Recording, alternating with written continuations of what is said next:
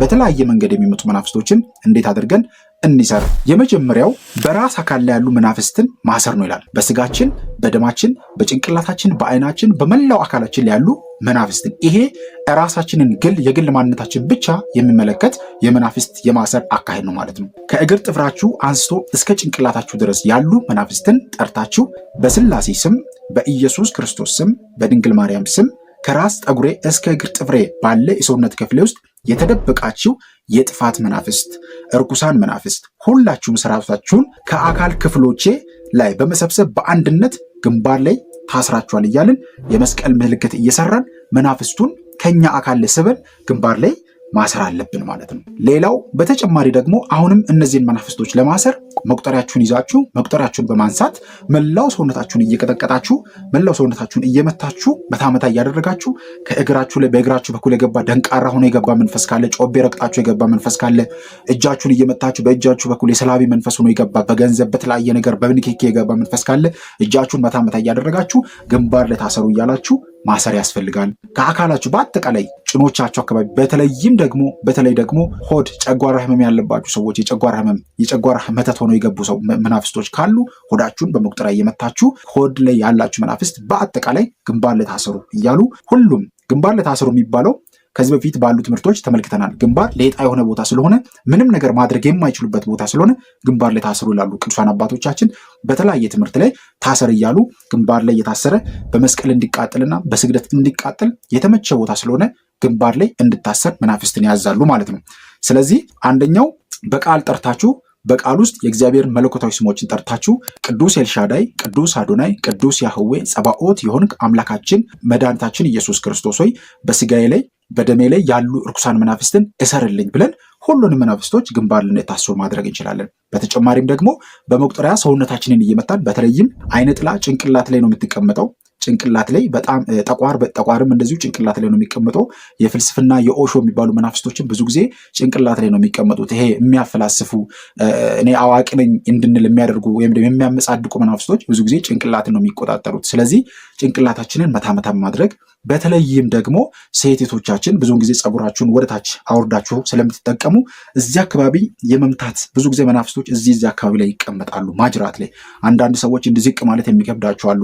መስገድ ወይም ደግሞ እንደዚህ አቀርቅሮ ጸሎት ማድረግ እንደዚህ አንዳንድ ዝቅ ማለት የማንችል ሰዎች አለን፣ ማንቀሳቀስ የማንችል ሰዎች አለን። ስለዚህ መናፍስቶቹ እዚህ ጋር ይቀመጣሉ ማለት ነው።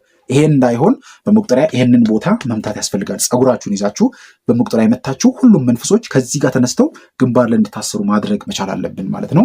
እግራችንን የሚያምን ሰዎች አለን። አሁን ብዙ ሰዎች የሚጠይቁኝ አላችሁ፣ ስግደት መስገድ አልቻልኩም እግሬ ተይዟል የምትሉ ሰዎች አሉ። መንፈሱ መሆኑን ካወቃችሁ፣ መናፍስት መሆኑን ካወቃችሁ እያመማችሁም ቢሆን ስገዱ፣ እያመማችሁም ቢሆን አብራችሁን ስገዱ ብላችሁ መንፈሱን አዛችሁት መስገድ አለባችሁ ማለት ነው። ለሴቶችም ለወንዶችም ደግሞ ጭንጭን አካባቢ ላይ እና የእግር ጡንቻዎቻችን አካባቢ መቀጥቀጣችንንና መናፍስቱን ከዛ አካባቢ ተነስተው ግንባር ላይ እንድታስሩ ማድረግ መቻል አለብን። በተለይም አይነ ጥላ፣ አስማቲዮስ ወይም አስማንዲዮስ የሚባሉ መናፍስቶች በዛ አካባቢ ላይ ይቀመጣሉ። በጭን አካባቢ ላይ ወይም ደግሞ በእግራችን በብልቶቻችን አካባቢ ላይ ይቀመጣሉ ማለት ነው። ስለዚህ ለወንዶቹ ዘርን በማደንበሽ በዚኔት በህልም ሌሊት የሚፈትነው መንፈስ በዛ ቦታ ላይ ይቀመጣል ማለት ነው።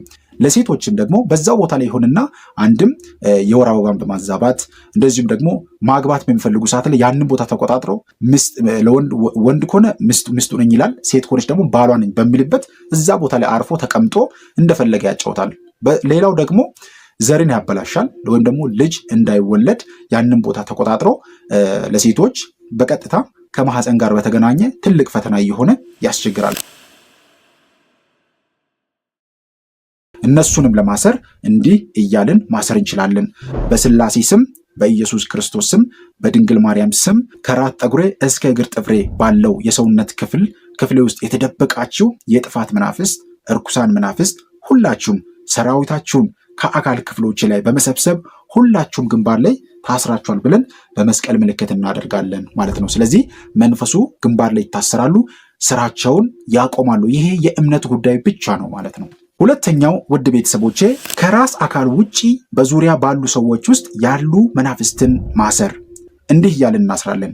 በአብ በወልድ በመንፈስ ቅዱስ ስም በልዑል እግዚአብሔር ስም በወላዲተ አምላክ ስም ከእኔ አካል ውጪ ዙሪያ ባሉ ሰዎች ውስጥ ለምሳሌ ቤተሰብ ሊሆን ይችላል፣ ዘመድ ሊሆን ይችላል፣ ጓደኛ፣ ጎረቤት፣ ቅርብ ያሉ ሰዎች ውስጥ ያላችሁ መናፍስት ባላችሁበት አካል ሳላችሁ ግንባር ላይ ታስራችኋል። ወደ እኔ መምጣትና በውስጥ ካሉ መናፍስት ጋር መናበብ አትችሉም ብለን መንፈሱን ባሉበት ቦታ ማሰር አለብን። አንዳንድ ሰዎች እዚህ ጋር የሚሰሩት ትልቅ ስህተት አለ። ለቤተሰቤ ለጓደኛ ጸሎት አደርጋለሁ እያልን መናፍስት የምንስብ ሰዎች አለን። ይሄ በጣም አደገኛውና ከባድ ጉዳይ ነው። እኛ ሳንበረታ፣ እኛ አቅሙ ሳይኖረን፣ እኛ ጉልበት ሳይኖረን መናፍስት የምንስብ ከሆነ መንፈሱ መጥቶ ድምጥማጣችንን ነው የሚያጠፋው። ድምጥማጣችንን ነው የሚያጠፋው። በጣም ከባድ ስለሆነ ማለት ነው። አንዳንድ ሰዎች ገና ጸሎት ጀምረው 1 ወር እንኳን ሳይቆዩ የቤተሰብ መንፈስ የሚስቡ አሉ። የቤተሰብ መንፈስ ለ30 ለ40 እና ለ50 ዓመት ሲገበር ሲመለክ የነበረውን መንፈስ እኛ እናስረዋለን ብለን ስበነው በምናመጣ ሰዓት ላይ እኛን መጥቶ ስብርብራችንን ነው የሚያወጣው መንፈሱ። የመተት መንፈስ፣ ሌሎችም መናፍስቶች ከጓደኛ ከሆነ ቦታ እንስባለን።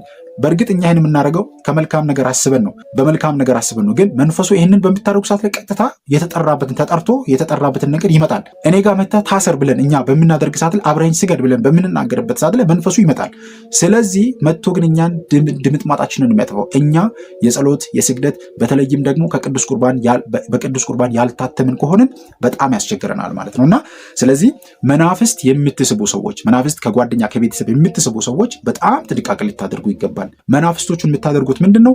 ሁለተኛው እንዳልኳችሁ ከራስ አካል ውጭ ያሉ መናፍስቶችን እዛው ባላችሁበት ከእግር ጥፍራቸው አንስቶ እስከ ጭንቅላታቸው ድረስ ያላችሁ ቡዳ ዛር አይነት ላይ ሆናችሁ፣ ጠቋር፣ አዳልሞቴ የቤተሰብ ዛር መናፍስቶች የሆናችሁ፣ የአውሊያ የከራሞ መንፈስ የሆናችሁ፣ የጨሌው የአቴቴው የሆናችሁ፣ ከእናት ከአባት ላይ ያላችሁ የርኩሳን መናፍስት ባላችሁበት ቦታ ግንባር ለወጣችሁ ስራችሁን አቁሙ፣ ታሰሩ ብላችሁ ከኔ ወደ እነሱ ከነሱም ወደ እኔ እንዳትሳቡ እንዳትናብቡ በጌታ በኢየሱስ ክርስቶስ ስም ባላችሁበት የታሰራችሁ ነው ስትሉ እናንተም ጋር ያለው መንፈስ ይታሰራል፣ እዛም ያለው መንፈስ ይታሰራል ማለት ነው። ስለዚህ ከእናት ከአባቶቻችሁ የሚመጡ መናፍስቶችን በዚህ መንገድ ታሸንፋላችሁ። ብዙ ሰዎች ጸሎት ስትጀምሩ ለቤተሰብ ጸሎት እናደርጋለን፣ ለቤተሰቤ ማስተካከል አቃተኝ የምንል ሰዎች አለን። አዎ ብዙ ሰዎች እንደዚህ እናስባለን። ግን በቤተሰብ አካባቢ ያሉ ነገሮችን ከማስተካከላችን በፊት እኛ ጋር ያሉ ነገሮችን ማስተካከል ይቀድማል። እኛን በጸሎት በስግደት በመንፈሳዊ ምግባራት እየገራን ለቅዱስ ቁርባን በቅተን ቅዱስ ቁርባን ተቀብለን እግዚአብሔርን ኃይል ወደ ውስጣችን በደንብ ባስገባን ቁጥር ኤነርጂ፣ ጉልበት በምናገኝ ቅዱስ ቁርባን ጉልበትና ኃይል ስለሚሰጥ ማለት ነው። ስለዚህ ያንን ስትቀበሉ እግዚአብሔር መንፈስ ቅዱስ ራሱ መንገዱን ያሳያችኋል፣ እንዴት ማስተካከል እንዳለባችሁ ማለት ነው። እና ያንን እያደረጋችሁ መንፈስ መሳብ አሁንም አግባብ እንዳልሆነ እየነገርኳችሁ፣ መሳብ አያስፈልግም። ስለዚህ ውድ ቤተሰቦቼ ከኛ አካል ውጭ ያሉ ቤተሰብ ላይ ሊሆን ይችላል፣ እናት አባት ላይ፣ ጎረቤት ላይ፣ ጓደኛ ላይ ያሉ መናፍስቶችን ወደኛ መጥራት ሳይሆን እዛው ባላችሁበት ቦታ ከእግር ጥፍራቸው አንስቶ እስከ ግንባራቸው ድረስ በአጠቃላይ በአካላችሁ ውስጥ ያላችሁ እርኩሳን መናፍስቶች ባላችሁበት ቦታ ባላችሁት አካል ላይ እዛው ግንባር ላይ የታሰራችሁ ነው፣ ስራችሁን አቁሙ ብለን ማዘዝ ብቻ ነው ከኛ የሚጠበቀው። ስለዚህ ከኔ ወደ እነሱ ከነሱም ወደ እኔ እንዳትሳሳቡ እንዳትናበቡ ብላችሁ ግንባር ላይ ታስራላችሁ ማለት ነው። ሶስተኛው ውድ ቤተሰቦች በሰው አካል ውስጥ የሌሉ መናፍስትን ማሰር። በሰው አካል ውስጥ የሌሉ መናፍስትን ማሰር። ለምሳሌ የአየር አጋንንት ሊሆን ይችላል፣ የተላከ መተት፣ በአየር ላይ ያለ የተላከ መተት ሊሆን ይችላል። የተለያዩ መናፍስቶች አሉ፣ በአየር ላይ የሚገኙ መናፍስቶች። ስለዚህ ብዙውን ጊዜ እነዚህን መናፍስቶች ደግሞ ባላችሁበት ቦታ ታሰሩ ብሎ ማዘዝ፣ መታሰር እንዲችሉ ማድረግ ያስፈልጋል። ለምሳሌ እንዲህ ብለን ማሰር እንችላለን። በቅዱስ ሚካኤል ስም በቅዱስ ገብርኤል ስም ከአካል ስጋ ውጪ ንፋስን መስላችሁ በዙሪያዬ በአየርና ተከትላችሁኝ ወደ ቤቴ በመምጣት የምታንዣብቡ መናፍስት ባላችሁበት ታስራችኋል። ወደ እኔ በተጠጋችሁበት ርቀት ልክ እሳተ መለኮት ያቃጥላችሁ እያልን በዚህ መልክ ማቃጠልና ማሰር እንችላለን። እነዚህ ብዙውን ጊዜ በተለያየ መንገድ ወደኛ የሚመጡ መናፍስቶች ናቸው። በአካል ውስጥ የሌሉ ሰዎችም የሌሉ ግን በዙሪያችን የሚያንዣብቡ የተላኩ መናፍስቶች።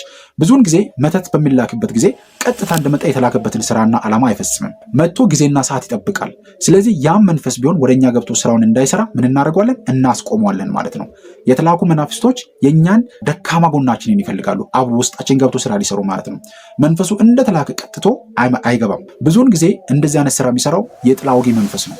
ጥላ ወጊ በሚላክበት ጊዜ ግደል ተብሎ ይላካል። ግደል ተብሎ ከተላከ ቀጥታ የተላከበትን ዓላማ ለመስራት ቀጥታ መጥቶ ነው ጥቃቱን የሚፈጽመው፣ ወይም ደግሞ ጊዜ አይጠብቅም። አሁን አንዳንድ የመተት አሰራሮች ደግሞ ምን ይፈልጋሉ?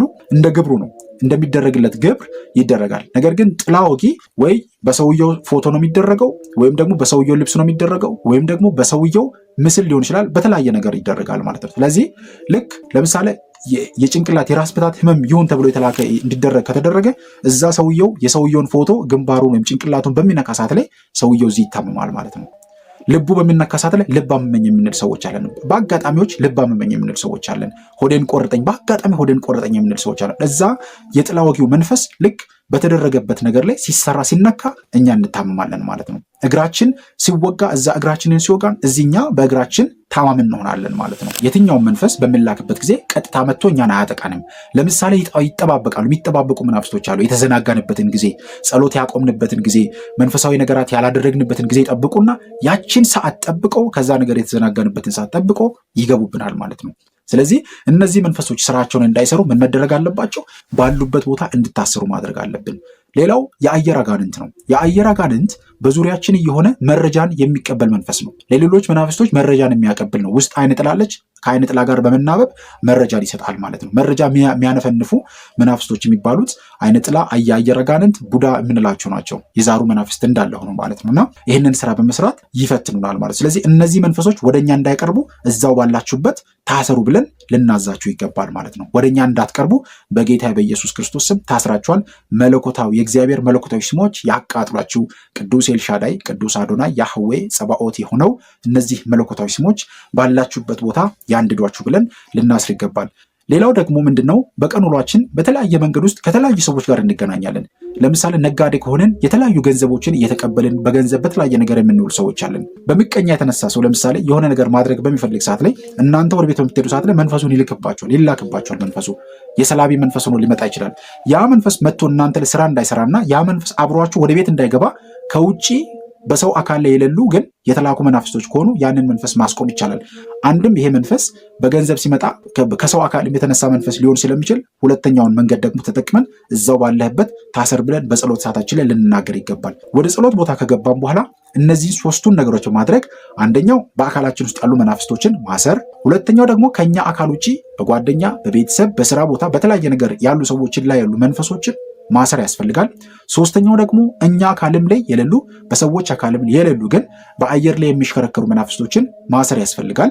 ስለዚህ በቀን ውሏችን በተለያየ መንገድ አብሮን የሚመጡ መናፍስቶችን አስረን ስራችሁን አቁሙ ብለን ልናዛቸው ይገባል ማለት ነው። እና ጸሎታችንን፣ ስግደታችንን በደንብ አድርገን መቀጠል አስፈላጊ ነው ማለት ነው። እነዚህን በምታደርጉ ሰዓት ላይ መናፍስቶች አርፈው ይቀመጣሉ ማለት ነው። ምክንያቱ ምንድን ነው? እስቲ ልንገራችሁ እዚህ ጋር። ለምሳሌ እነዚህን የምናደርግበት ምክንያቱ ምንድን ነው? ጸሎት ከመጀመራችን አስቀድሞ እንዲህ የማሰራችን ጥቅሙ ምንድን ነው? አንደኛው ከውስጥም ከሰውም የሚመጡ መናፍስት ጸሎትን እንዳይረብሹ ያደርጋል። ተመልከቱ፣ ከውስጥም ከሰውም የሚመጡ መናፍስቶች ስራቸውን እንዳይሰሩ ይጋርዳል፣ ይከለክላል ማለት ነው እንደዚህ ማድረጋችሁ። ሁለተኛው ደግሞ በአየር የሚንቀሳቀሱ አጋንንቶች በስምሪት የመቀመጥ ዘዴ ጭንቅላትን እንዳይዙ ይከላከላል። ቅድም እንዳልኳችሁ ይህንን ነገር በምታደርጉ ሰዓት ላይ የአየር አጋንንት የሆኑ የተላከበትን ዓላማ በስምሪት የመጡ መናፍስቶች ካሉ እነሱን መቋቋም ማራቅ እንችላለን ማለት ነው። ሌላው ወጣ ገባ የሚሉ መናፍስቶች በመናበብና ሰራዊት በመሳብ ተጨማሪ ጭፍራዎችን አስገብተው ጸሎት እንዳስታግሉ ይከላከላል ማለት ነው። ስለዚህ እነዚህ ሶስቱን ነገሮች የምናደርገው እነዚህን መሰረታዊ ጉዳዮች ለመረዳትና ለማስተካከል ነው ማለት ነው። አራተኛ ዙሪያ ባሉ ሰዎች ላይ በመሆን ስጋዊ ምክንያቶችን ሽፋን እያደረጉ ውጊያዎችን በመክፈት እንዳይበጠብጡ እንዳያስቸግሩን እንከላከላለን ማለት ነው። እና ስለዚህ እነዚህን ሶስቱን መንገዶች የምንከተለው ወይም ደግሞ ሶስቱን መንገዶች የምንጠቀመው እንደዚህ ለማድረግ ነው፣ እነዚህን ነገሮች ለማስተካከል ነው። እና ሁላችንም ይህንን መንገድ በመከተል መናፍስቶችን ማሰር እንችላለን።